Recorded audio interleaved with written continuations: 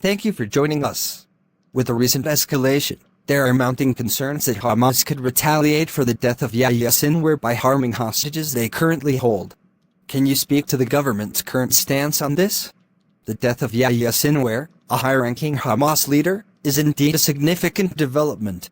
We are extremely concerned that Hamas may resort to harming hostages in retaliation. We've seen in the past how Hamas operates. They do not adhere to any moral or humanitarian guidelines. The possibility of them using the hostages as leverage, or even worse, as instruments of revenge, is very real. Sinwar's influence within Hamas is well known. How crucial was he to their operations, and how could his death provoke such a severe reaction from the group?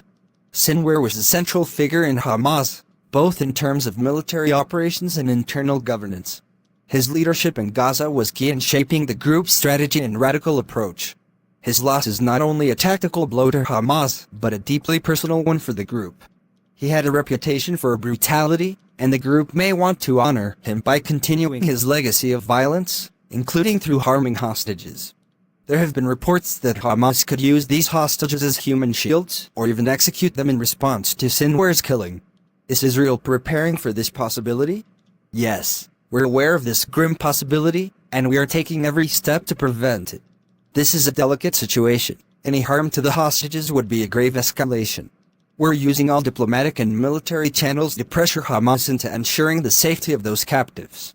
However, it's important to recognize the level of brutality we're dealing with. Hamas has historically shown little regard for innocent lives. With these hostages potentially at risk, is Israel considering any changes in its military strategy? Would the presence of hostages affect future operations against Hamas? The safety of the hostages is a priority, and it certainly influences our operational decisions. However, we are also committed to dismantling Hamas's ability to wage war and terror. We're working closely with intelligence agencies, as well as international mediators, to balance these objectives. Our aim is to apply pressure on Hamas without jeopardizing the lives of those in their custody. Speaking of international mediators, has there been any involvement from outside powers, regional or global, trying to negotiate the release of these hostages? Yes, there has been involvement from several key players, including Egypt and Qatar, who have historically acted as intermediaries between Israel and Hamas. We're also in contact with various Western countries that have influence over Hamas's backers. These efforts are ongoing, but time is of the essence, and we need tangible results to ensure the hostages' safety. Yahya Sinwar was known for advocating violent tactics and had a major role in the planning of recent attacks. How does his death change Hamas's operational capacity? Sinwar's death is a significant blow to Hamas's operational leadership. He was not just a figurehead, but a strategic planner. That being said, Hamas is not a one-man operation. They have a layered leadership structure, and others will likely step in to fill the void. However, we believe that his death has thrown the group into disarray, at least in the short term. This could lead to more erratic and unpredictable behavior, which is part of why we're so concerned about the hostages. Have there been any communications from Hamas since Sinwar's death that indicate a direct threat to the hostages? We've seen some indirect threats through their media channels and messaging platforms. While no explicit claims have been made about plans to execute hostages, the rhetoric has certainly escalated. They've framed Sinwar's death as an attack on their leadership and have vowed revenge. Given their history, we take every threat seriously. What steps are being taken on the ground to try and locate these hostages? Are there any ongoing operations to rescue them? Our intelligence services are working around the clock to pinpoint the locations of the hostages. This is extremely difficult, as Hamas has likely moved them multiple times to avoid detection. We are using all available intelligence resources, including aerial surveillance, cyber intelligence, and human intelligence. Rescuing hostages in a densely populated urban environment like Gaza presents enormous challenges, but we're pursuing every lead.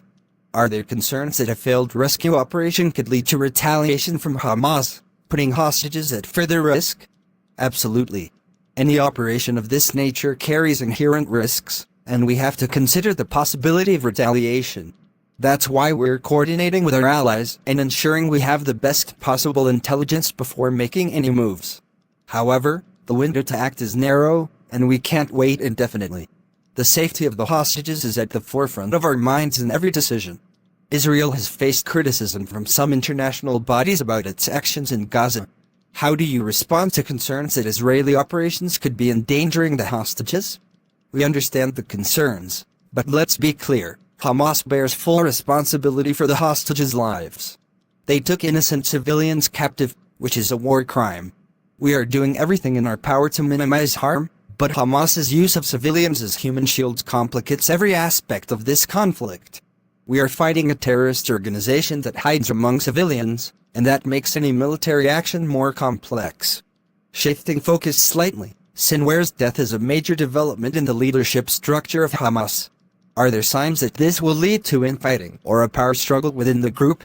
It's possible. Sinwar was a unifying figure for Hamas, particularly among the more hardline elements. His death could create a power vacuum, and in such situations, infighting is always a risk. However, for the moment, they seem united in their desire for revenge, so we don't anticipate immediate fractures. Long-term, though, it's something we're watching closely. How does Israel plan to address the broader threat of Hamas in the wake of Sinwar's death? Will there be a shift in policy? Our policy remains the same. We are committed to neutralizing the threat posed by Hamas. Sinwar's death is an important step, but Hamas as an organization still functions.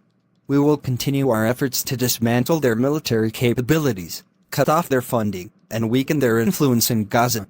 In parallel, we will work with the international community to rebuild Gaza in a way that undermines Hamas's control over the population. There has been international outcry over civilian casualties during this conflict. How is Israel balancing its military objectives with the need to avoid civilian harm? We go to great lengths to avoid civilian casualties. Every military strike is carefully targeted, and we provide warnings when possible. Unfortunately, Hamas deliberately embeds itself in civilian areas, schools, hospitals, homes, which makes it nearly impossible to avoid collateral damage completely. But we always prioritize minimizing harm to civilians, even when Hamas makes that difficult. With the situation still so fluid, how soon do you expect any meaningful developments, particularly regarding the hostages? It's hard to say. We're working tirelessly to resolve this as quickly as possible, but there are so many moving parts.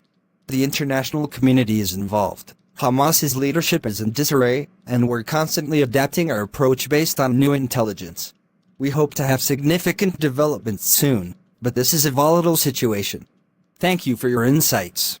The situation is clearly very tense, and we'll be watching closely for any updates. Thank you. We appreciate the support of the international community, and we're committed to doing everything we can to bring this to a peaceful resolution while ensuring the safety of the hostages and the people of Israel.